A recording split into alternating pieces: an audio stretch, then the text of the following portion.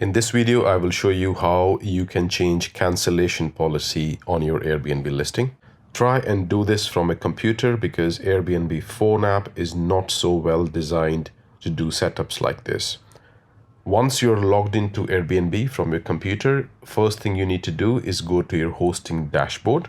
You can either click on switch to hosting at the top right, or you can just type airbnb.com/hosting in the URL.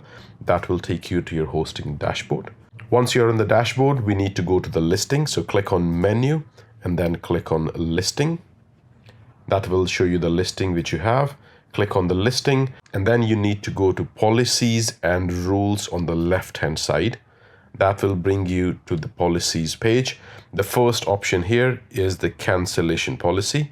Click on edit, and this is where you can choose two kinds of cancellation policies.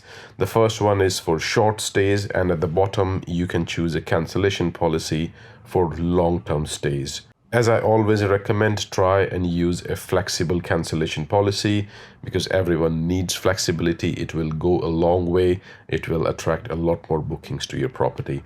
So try and keep it to moderate or flexible, but it is not recommended to use a firm or strict cancellation policy. You can simply choose the one which you want to set.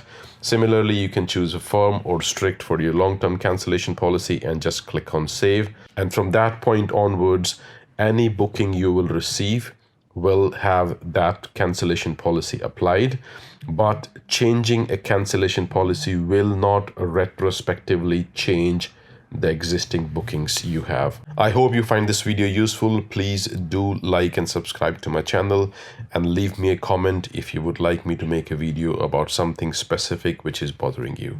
Until next time, bye-bye.